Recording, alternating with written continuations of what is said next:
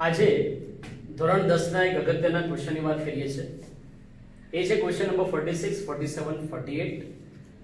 Lecture 2 ની અંદર આપણે જે ક્વેશ્ચનની વાત કરવા જઈ રહ્યા છીએ એ છે કંજક્શનનો ક્વેશ્ચન, જે બોર્ડની પરીક્ષામાં 46, 47 અને 48 નંબરનો ક્વેશ્ચન હોય છે.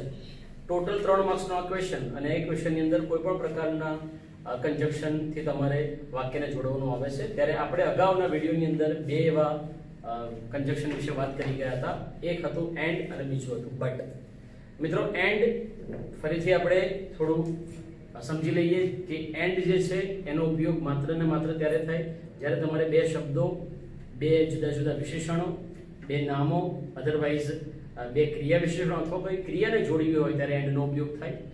તદુપરાંત આપણે જ્યારે બટ વિશે વાત કરી ત્યારે મેં તમને સમજાવ્યું હતું કે બે જુદા જુદા એવા વાક્યો હોય, પરંતુ એ વાક્યોની વચ્ચે જો વિરોધાભાસ રજૂ થતો હોય, એટલે કે બે વિરોધાભાસ રજૂ કરનારા જે વાક્યો હોય અને જો તમારે એને જોડવા હોય તો ફરજિયાત તમારે કંજક્શન બટ થી તમારે એ વાક્યને જોડવા જોઈએ.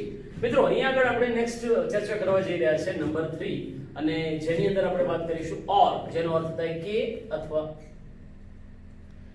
ઓરમાં જેનો અર્થ છે કે અથવા એનો અર્થ થઈ જાય છે અથવા.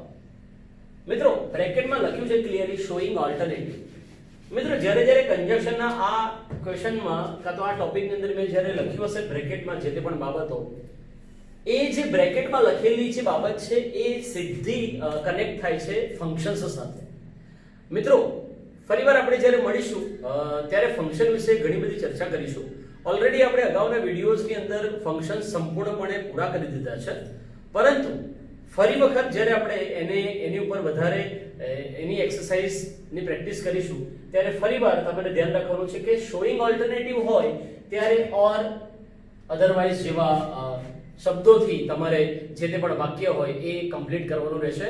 કાં તો ફરજિયાતપણે ફંક્શનની અંદર શોઈંગ ઓલ્ટરનેટિવ એવું જો આપ્યું હોય તો સમજવાનું કે એની અંદર બે વિકલ્પો આપ્યા હોય છે. મિત્રો અહીંયા આગળ લખ્યું છે ઓર એ વિકલ્પ સૂચવતું સંયોજક છે.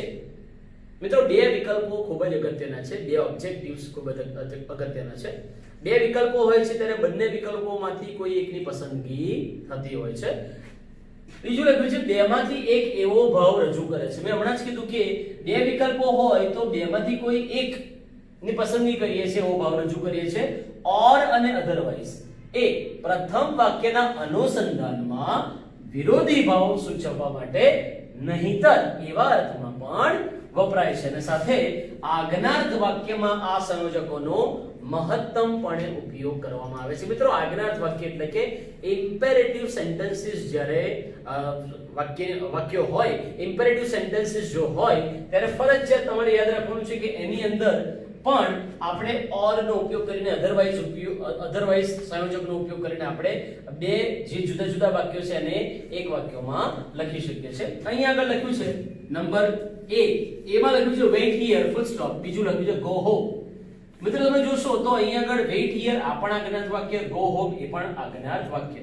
આ બંને વાક્યોને જોડવું હોય તો તમે જુઓ આ બંને આજ્ઞાર્થ વાક્યો છે ઉપરથી. અહીંયા આગળ આપણે વાત કરીએ તો આ બેમાંથી કોઈ એકની પસંદગી થશે. એટલે અહીંયા લખ્યું છે વેઇટ હિયર, અહીંયા રાહ જો, ગો હોમ જેનો અર્થ થાય ઘરે જાઓ. હવે અહીંયા આગળ આપણે ફરજિયાતપણે ઓર નો ઉપયોગ કરીને જ્યારે આપણે આ વાક્યને જોઈન કરીશું, જોડીશું, ત્યારે વાક્ય આ રીતે લખાશે વેઇટ હિયર, અહીંયા રાહ જો, અથવા ઓર ગો હોમ અથવા ઘરે જાઓ. અહીંયા રાહ જો અથવા ઘરે જાઓ એટલે જે તે પણ વ્યક્તિને એવું કહેવામાં આવે અહીંયા રાહ જો અથવા ઘરે જાઓ તો એ બે વિકલ્પોમાંથી એકની પસંદગી ચોક્કસપણે કરશે. કાં તો એ અહીંયા રાહ જોશે, કાં તો એ ઘરે જશે. મિત્રો આ જ્ઞાત વાક્યમાં આ ઓર જે છે અધરવાઇઝ છે એનો મહત્તમપણે ઉપયોગ થાય છે, તમારે યાદ રાખવાનું છે. સેકન્ડ માં લખ્યું છે બી વાળું વાક્ય છે, એમાં લખ્યું છે વર્ક હાર્ડ ફુલ સ્ટોપ, સખત મહેનત કરો. યુ વિલ ફેલ, તમે નાપાસ થશો, તમે નિષ્ફળ જશો, એવો અહીં આગળ એનો ભાવ છે. મિત્રો આ જુદા જુદા બે વાક્યોને જ્યારે એક વાક્યમાં પરિવર્તિત કરીએ, એને કન્વર્ટ કરીએ ત્યારે વાક્ય કંઈક આ રીતે બને work hard.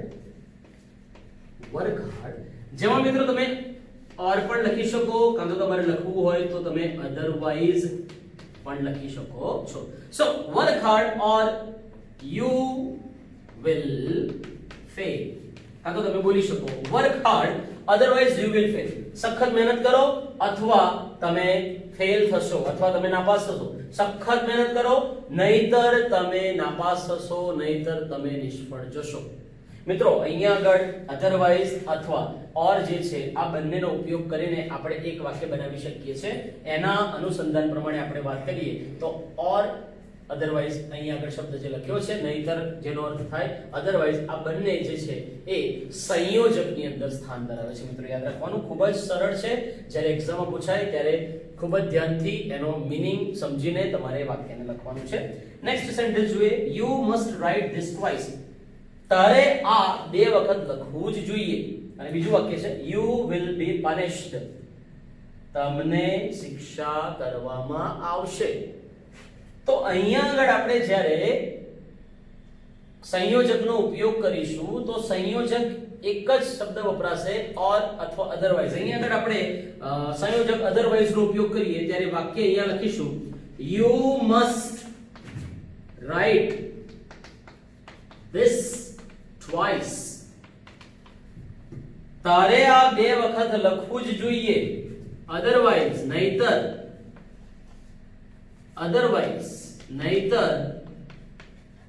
you will be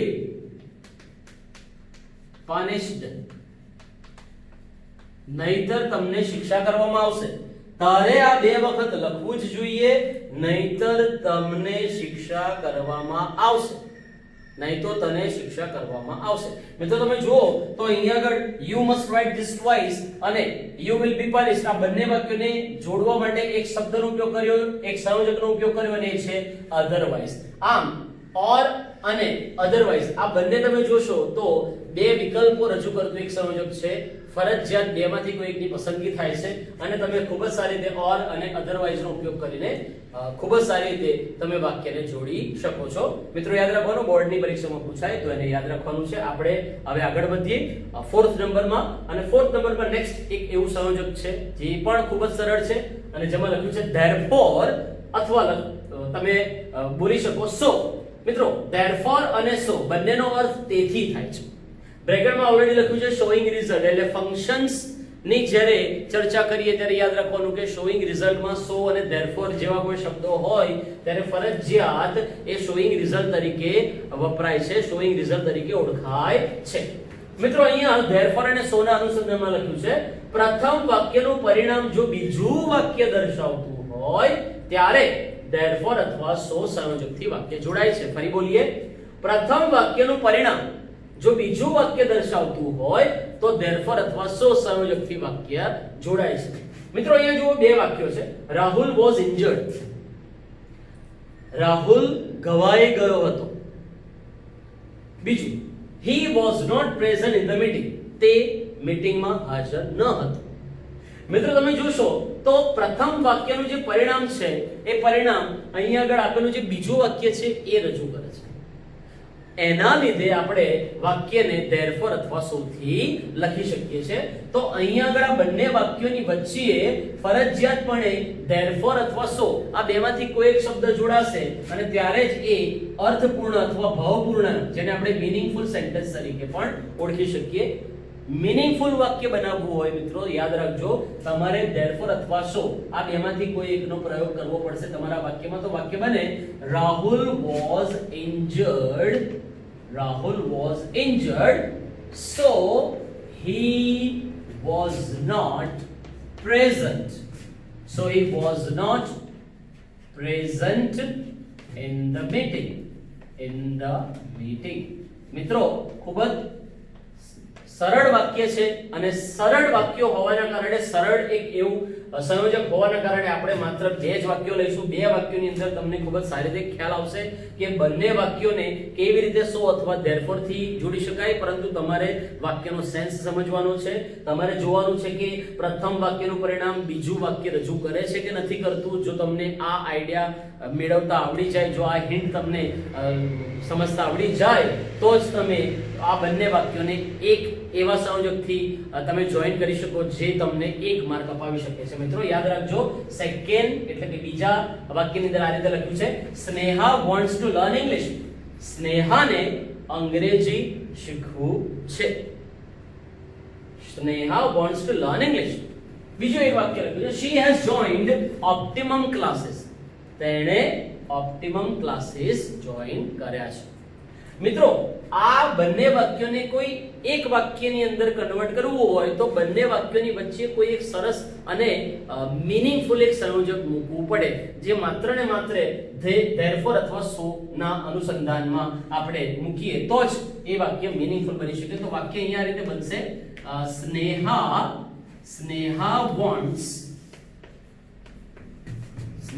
wants to learn English therefore તેથી Sneha wants to learn English therefore she has joined optimum classes મિત્રો તમે જોઈ શકો કે અહીંયા આગળ વાક્ય આ રીતે લખ્યું છે Sneha wants to learn English therefore she has joined optimum classes સ્નેહાને અંગ્રેજી શીખવું છે તેથી તેણીએ ઓપ્ટિમમ ક્લાસીસ જોઈન કર્યા છે મિત્રો ખૂબ જ સરળ અને એકદમ આસાન therefore અને so સંયોજક છે જે શોઈંગ રિઝલ્ટમાં પણ વપરાય છે તમારા 46 47 48 નંબરના ક્વેશ્ચનમાં જો આવે તો બ્રેકેટમાં જોવાનું કે therefore અથવા so તો આપ્યું નથી ને તમારે એ પણ ધ્યાન રાખવાનું કે બંને આપેલા વાક્યો જે છે એમાંથી પ્રથમ વાક્યનું પરિણામ બીજું વાક્ય રજૂ તો નથી કરતું ને જો કરે તો તમારે યાદ રાખવાનું કે therefore અથવા so થી તમારે વાક્યને જોડવાનું છે તો આમ આ બીજા લેક્ચરની અંદર આપણે બે એવા સંયોજકોની વાત કરી એક તો છે or કાં તો otherwise અને બીજું એક આપણે વાત કરી એ છે therefore અથવા so મિત્રો જો તમે નોલેજ હાઈસ્કૂલના વિદ્યાર્થીઓ હોવ તો તમારે ફરજિયાત અહીં આગળ જે બે સંયોજકોની વાત કરી or otherwise કાં તો therefore so તો આ બંનેની સારી એવી નોટ્સ તૈયાર કરીને આપેલા મારા નંબર ઉપર તમારે મને WhatsApp કરી દેવાની છે જો તમે અન્ય શાળાના વિદ્યાર્થીઓ હોવ તો પણ તમારે ફરજિયાત તમારા વિષય શિક્ષકોને આની નોટ્સ મોકલી દેવાની છે થેન્ક યુ વેરી મચ